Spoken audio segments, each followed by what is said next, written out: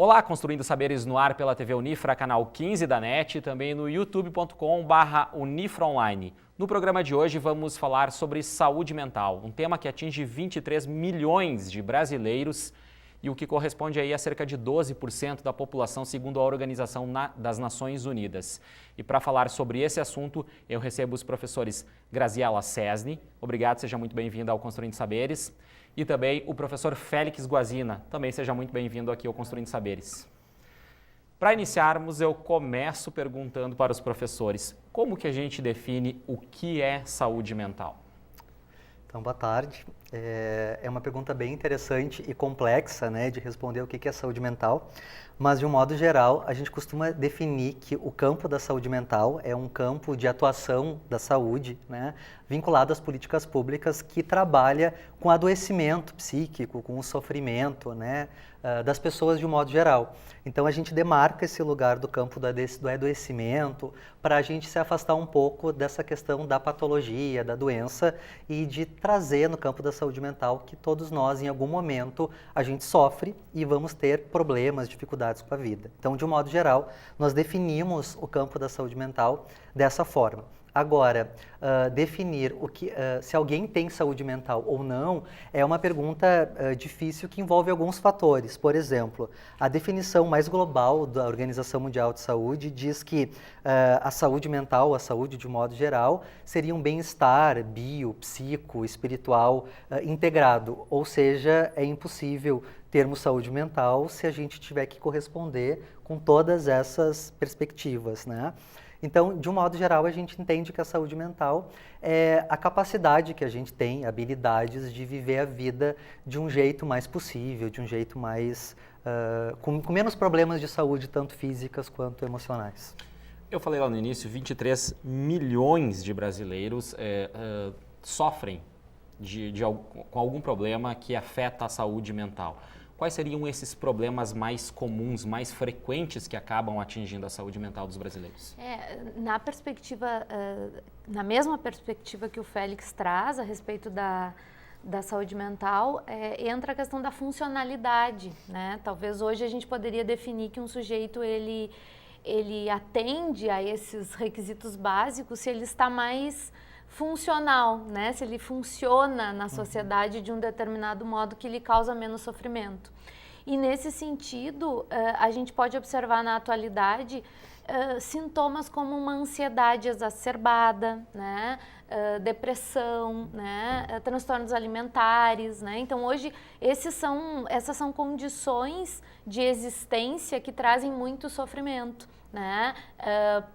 E que são geradas até pela própria exigência da sociedade, né? Do trabalho, né? De produção excessiva, né? A gente vê, por exemplo, na comunidade acadêmica, né? Que é para quem a gente mais fala, né?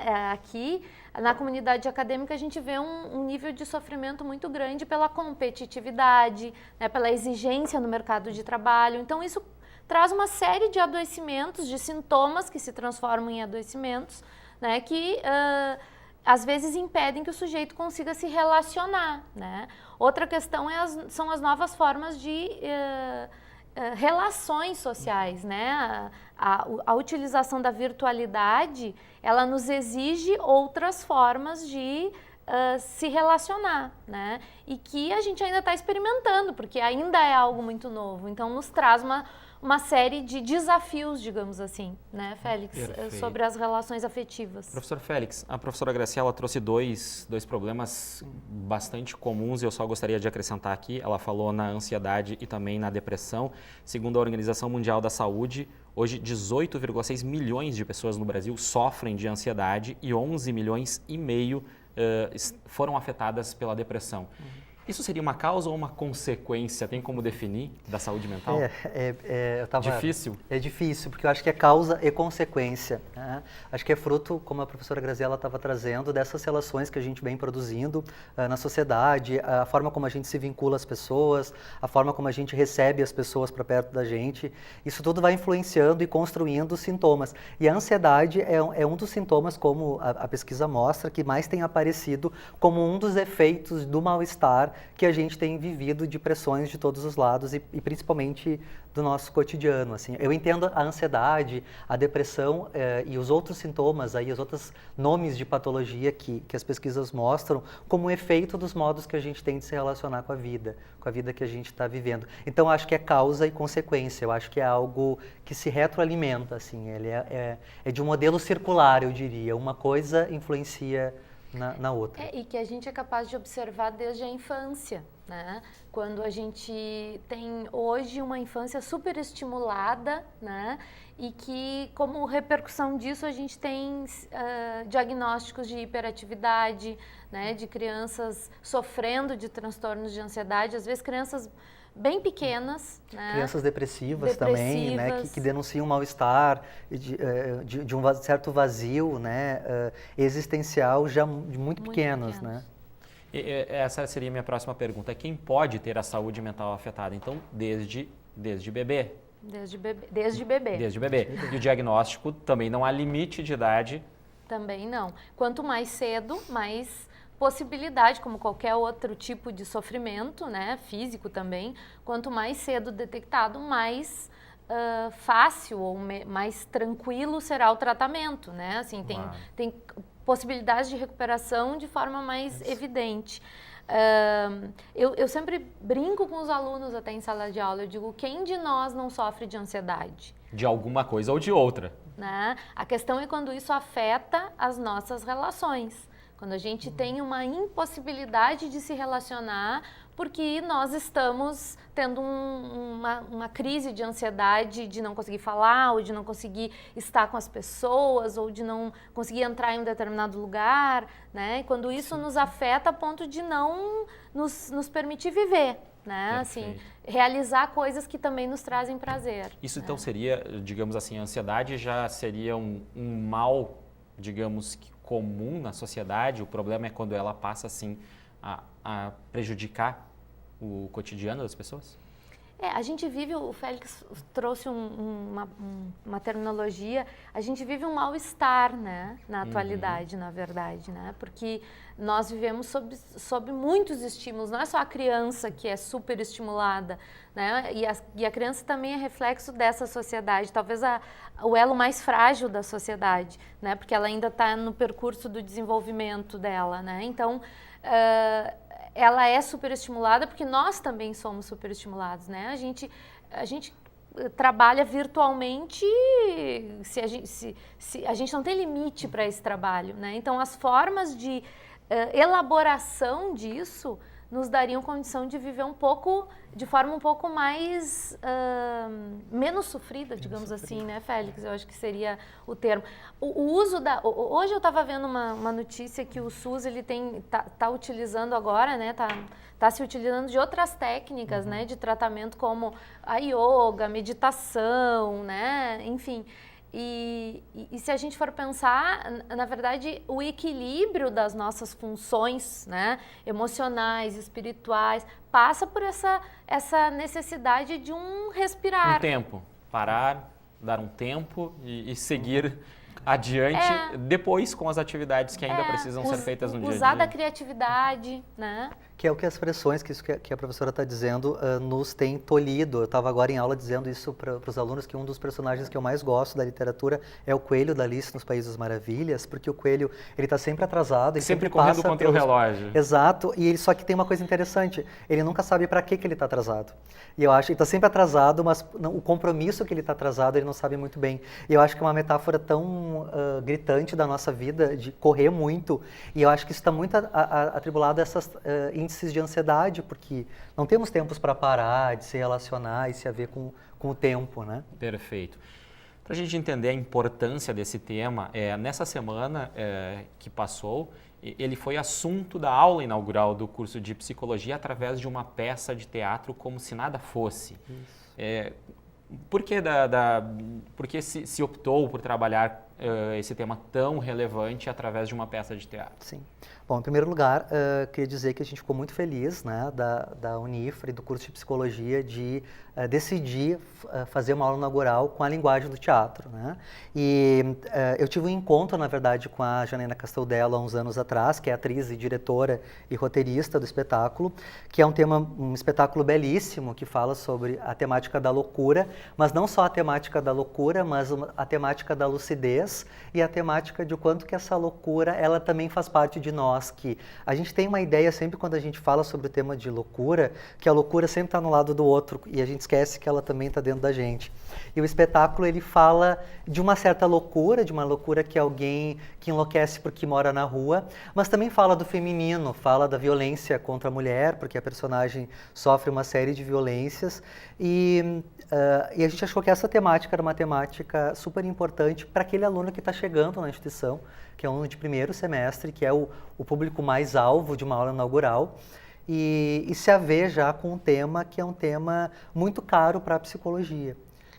E que nós decidimos, então, abrir também para o restante da instituição com a perspectiva de poder discutir isso institucionalmente, né? Justamente discutir essa temática. Por muitas pessoas. Isto, na verdade a gente tem dentro do curso de psicologia o programa de atenção integrada, né, em psicologia, que é o programa que atende, né, os alunos, a comunidade acadêmica, enfim.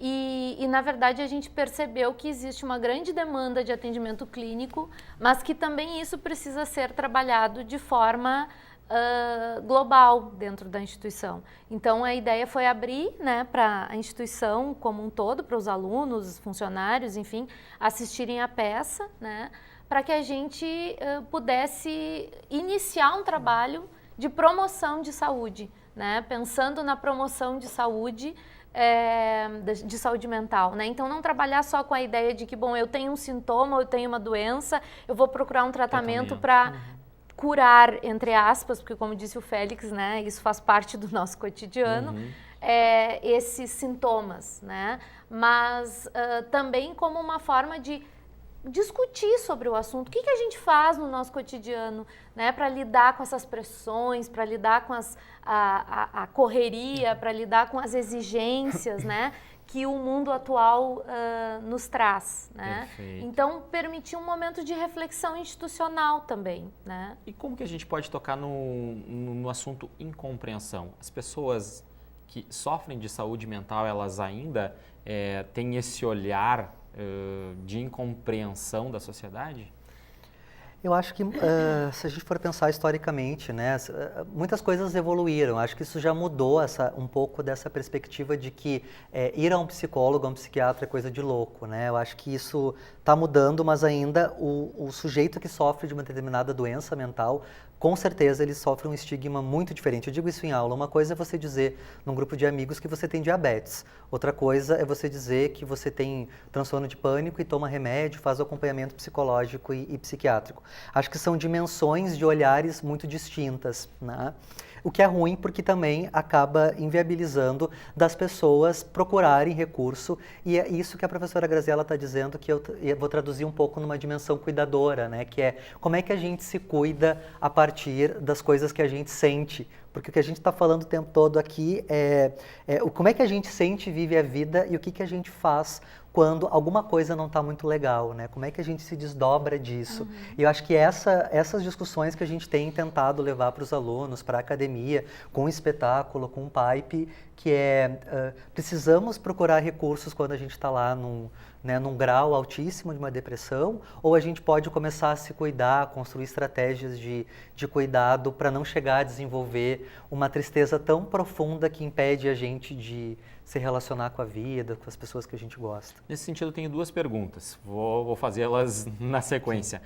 As pessoas conseguem perceber que esse momento está chegando, elas conseguem ter essa autoavaliação, e quando essa autoavaliação ela é feita, ok, eu preciso de tratamento, eu preciso ir além. Onde se busca esse tratamento? É através da rede municipal, através do SUS? Ele é suficiente? Na verdade, essa é uma questão muito importante, porque a gente tem um problema de saúde, né, no Brasil, né, de acesso às questões de saúde. E a saúde mental, como disse o Félix, ela já avançou muito, né, a questão de tratamento ou de promoção de saúde, ela já avançou muito, mas ela ainda é estigmatizada, né? Então, é bem comum a gente ouvir, por exemplo, de alguém que está deprimido, né? Ouvir de algum familiar ou de alguém próximo dizendo que isso é falta do que fazer, né? E não um adoecimento grave e sério. Eu sempre digo aos alunos que doença mental é como qualquer outra doença. Se ela não é tratada, ela só piora. Como uma doença física. Como a doença física, né? E se a gente não encontra recursos de rede, né, para alcançar as pessoas que estão sofrendo, a tendência é que piore, né? E se a gente convive com alguém que sofre, né? Se a gente convive intensamente com alguém que sofre de algum adoecimento psíquico, né, grave, a gente também adoece. Né? A gente também, já visto aí, o Félix falou sobre os cuidadores, as pessoas que cuidam, né? Que são cuidadoras, né? De idosos, de crianças que têm algum tipo de necessidade, né? Especial. Então, são pessoas que normalmente adoecem. E, então, na verdade, existe a rede, né? A rede pública de saúde, né? Que tenta dar conta, mas com atravessamentos políticos, né, a partir disso. Mas também existem as clínicas escolas, né, das universidades, né, Santa Maria é privilegiada nesse sentido, né, porque mantém esse serviço que é aberto à população. Aqui na Unifra, aonde as pessoas buscam o PAIP? O PAIP, ele fica no 2º andar do prédio 17. Né, e os agendamentos são feitos através da secretaria do prédio 17 aqui do Campus 2, né, da Unifra. A pessoa vai até a secretaria, tem um telefone? E as pessoas já são agendadas, no momento em que elas chegam lá, elas já são agendadas. É feita uma triagem para a gente entender o que está acontecendo com a pessoa, se o PAIP tem condições ou não de atender aquela solicitação, ou se precisa de um auxílio de outros profissionais também, que a gente também conta aqui na instituição, né, com essa rede de apoio, né, e aí passa para o atendimento, que é um atendimento breve, focal, de 12 encontros, para tentar organizar, tentar achar recursos, né, com essas pessoas para lidar com esse sofrimento e, se necessário, se encaminha para outro tipo de atendimento mais prolongado, né. Então, aqui a gente tem esse recurso. Em relação à primeira questão, professor, as pessoas conseguem fazer a autoavaliação? É difícil, eu acho que é bem difícil essa questão também, porque entra dentro daquela perspectiva que a gente discute sempre, que cada caso é um caso, mas há pessoas sim que vão reconhecer, e eu fico pensando fiquei pensando agora com a tua pergunta, o que leva as pessoas a buscar um analista, um psicólogo para um tratamento psicológico, né? E eu sempre costumo dizer em aula que as pessoas vão buscar terapia ou análise, enfim, quando elas se interrogam porque sofrem, né? Algumas vão conseguir fazer isso e nessa questionamento porque sofrem e porque a vida ela não está tão interessante, vão buscar algum tipo de recurso psicológico, mas também vai existir muitas pessoas em que não vão ter, por suas próprias condições psíquicas, condições de chegar nessa noção de que precisa de um cuidado especializado no campo da saúde mental. Perfeito. Agora, qual o papel da família dentro dessa caminhada, desde da autoavaliação até lá se a gente pode chamar de fim do tratamento? Eu vou voltar para a infância, porque eu acho que a gente trabalha tudo muito começa na base. Com a prevenção, né, ou com a promoção já na infância. Né? Eu acho que o suporte psicológico, emocional que a família dá vai inclusive permitir que o adulto tenha recursos para lidar com esse sofrimento, né? Tenha mais recursos. Então, uma família que permite a criança que ela expresse os seus desejos, mas que ela também reconheça os seus limites, é uma família que dá mais condições, né, que dá mais recursos para esse futuro adulto, né? A gente não deixa de ser o que a gente foi na infância, a gente carrega a história conosco, né? E já na idade adulta, a família é fundamental, né? Porque se não houver esse apoio, a rede começa na família, né? A rede começa com o apoio familiar, com a possibilidade dos familiares também reconhecerem que aquilo é um sofrimento, né? Não supervalorizar, porque às vezes também a gente tem a tendência de dizer, a pessoa está triste e ela se autodenomina deprimida, né? Mas não supervalorizar, mas também não negligenciar, né? Uma avaliação é sempre importante de um profissional, né? É sempre importante. E buscar recursos, buscar informação, né? Hoje a gente tem o acesso à informação de uma forma tão tranquila, né? Num toque de dedo. Mais facilitado. Né? Então, buscar a informação e o auxílio da família, ele é fundamental, né? Perfeito. A gente está quase se encaminhando aí para os minutos finais do programa, mas eu já quero fazer uma pergunta aqui que eu tinha reservado lá como a última coisa. Existe ou uma forma de manter uma boa saúde mental? O nosso sorriso acho que já denuncia. Eu acho que uma pergunta que tu fizeste, que é por que a busca da peça teatral, talvez seja uma forma de responder a isso. Né? Dentro do campo da psicologia, né, nós entendemos que os recursos da arte, da literatura, né, eles são recursos muito importantes para se manter equilibrado dentro do contexto de saúde mental. Né? Então, a linguagem artística, né, a linguagem, a possibilidade de expressão de diversos modos do nosso sentir, do nosso agir, do nosso relacionar, né? A busca de um equilíbrio espiritual, né? Hoje a gente sabe que existem pesquisas da própria Organização Mundial de Saúde que fala, né, da importância desse equilíbrio, inclusive espiritual, né? O quanto o espiritual ele também está ligado às questões psíquicas, né? Então acho que isso é uma das alternativas, busca de rede, de apoio, de grupos, né, de convivência, eles fazem toda a diferença, né, professor Félix? E de novo, eu estou com a palavra cuidado na cabeça hoje nesse sentido, porque eu fico pensando de que uma das possibilidades que a gente tem é estar atento, né, aos nossos gostos, aos nossos desejos e como é que no meio dessa bagunça toda que a gente foi nomeando, que está a vida, né, a gente consegue se cuidar um pouquinho e eu e a professora Graziella, a gente até usa muito como estratégia de cuidado o campo da arte, né, para nossa saúde mental.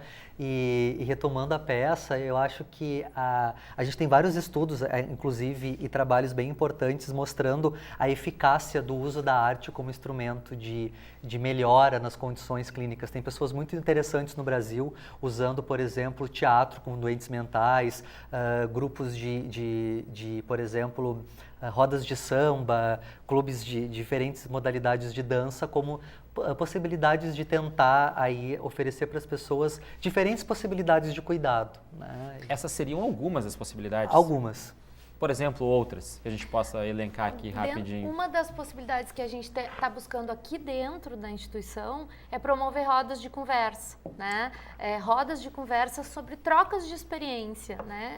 Recentemente a gente teve uma roda de conversa sobre violência de gênero nas redes sociais, né? Então são trocas de experiência, trocar informações e sentimentos nos ajuda a perceber que a gente não está sozinho e nos ajuda a pensar outras estratégias de lidar com aquele sofrimento, com aquela vivência, enfim.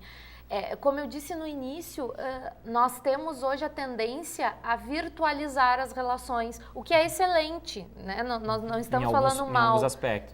Não é falar que no nosso tempo era melhor, não é esse saudosismo.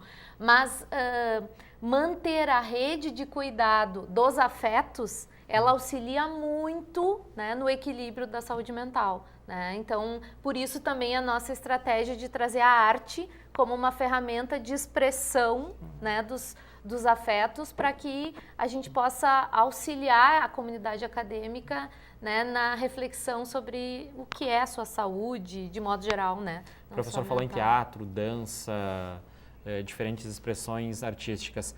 Mas nesse sentido, vale até a pena dar aquela paradinha, a roda de chimarrão e aquela conversa com os amigos também é válida? Amigos, muito válido, né? Acho que roda de chimarrão, futebol com os amigos, né? Acho que cada um vai ali construir o churrasco do final de semana com a família, viajar também.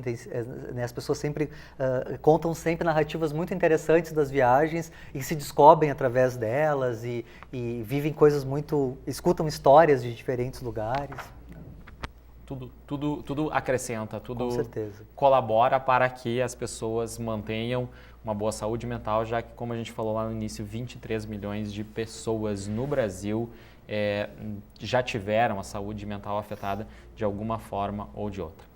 Gente, infelizmente nosso tempo acabou, o assunto estava muito produtivo, muito bacana, eu acho que muitas pessoas se identificaram de alguma forma ou outra com o que a gente falou aqui nesse programa, então eu gostaria de agradecer a presença dos dois professores. Sei que também a rotina dos professores é corrida, tiveram que fazer ajustes ali na agenda para estar aqui com a gente, né? Que a gente falou no início, mas a gente agradece muito mesmo a participação de vocês, trazendo esses esclarecimentos bem importantes para toda a população, não é mesmo? A gente é que agradece, porque esse também é um trabalho de promoção de saúde.